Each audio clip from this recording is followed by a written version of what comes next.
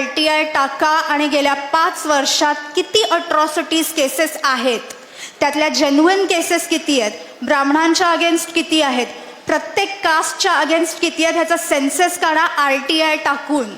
गेल्या 5 वर्षाच्या म्हणते मी, 10 पण नाही. कारण हे अख्खं रॅकेट आहे ज्याच्याबद्दल तुम्हाला कल्पना आहे का? कोणालाच कल्पना नाही आहे. आकडेच सांगते आता. बरेच वकील आहेत, त्यातला एक वकील आहे ज्याचं मी नाव नाही घेऊ शकत ऑब्व्हियसली.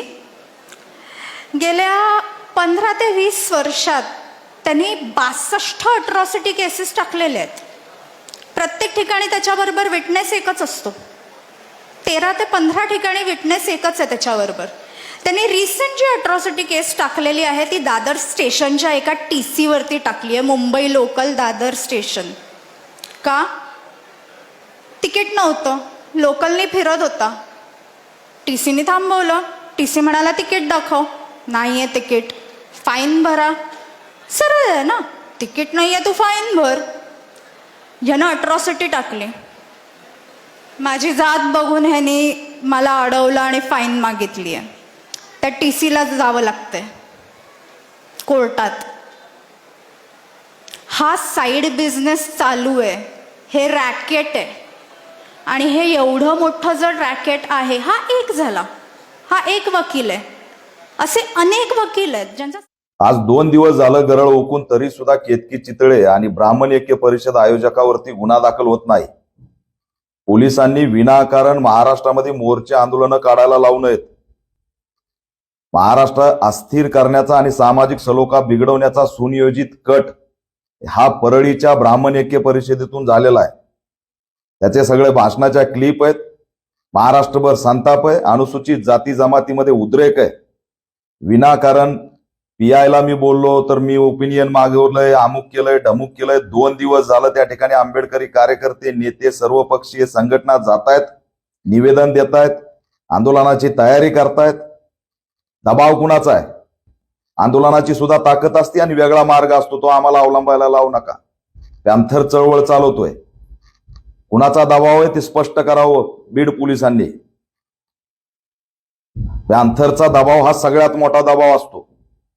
आम्ही आजही सामाजिक सलोखा राखण्याच्या उद्देशाने या असणाऱ्या टवाळखोरांना अटक करा म्हणतोय, जातीवाद्यांना अटक करा.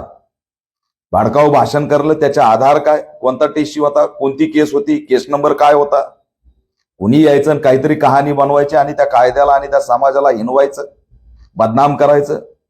आम्ही अट्रॉसिटीचं रॅकेट चालवणार आहेत, आम्हाला रॅकेट चालवणार म्हणायचं. अशा पद्धतीने अनुसूचित जातीला हिनवायचं आणि त्याच्यात गुन्हा दाखल होणार नाही, संतापजनक आहे.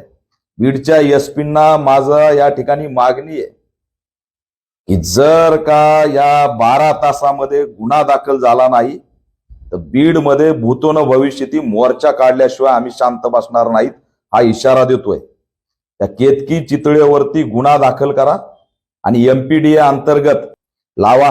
3 गुन्हे हा जर रजिस्टर झाला तर 3-4 गुन्हे रजिस्टर होत आहेत. MPDA अंतर्गत, मोका अंतर्गत स्थानबद्ध करा. UAP ऍक्ट सारखी कारवाई करा. का यांना MPDA लागत नाही का, यांना मोका लागत नाही का? हे झोपडपट्टी दादा नाहीत काय?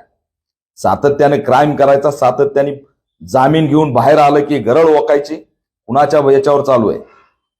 महाराष्ट्र अस्थिर करण्याचा आणि दंगल भडकवण्याचा कट या मागे होता.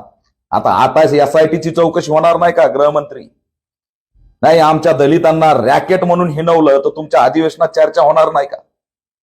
ना, आता SITची चौकशी लागणार नाही. ते सगळं गेलं, आमच्या पुढे कुणीही नाही. आम्हाला टार्गेट केलंय, आम्ही कुणालाही सोडणार नाही. त्या आयोजकाला आणि केतकी चितळेला तात्काळ अटक झाली पाहिजे आणि अटक करून आता मोक्याची कारवाई झाली पाहिजे, यासाठी सुद्धा आम्ही आंदोलन छेडणार आहेत. SP-नी तात्काळ दखल घ्यावी, PIनी काय ओपिनियन मागितलंय त्याची बैठक घ्यावी आणि आंबेडकरी समूहाच्या संतापाला, उद्रेकाला वळकून यामध्ये गुन्हा दाखल करावा, अशी मागणी ऑल इंडिया पॅंथर सेना करत आहे.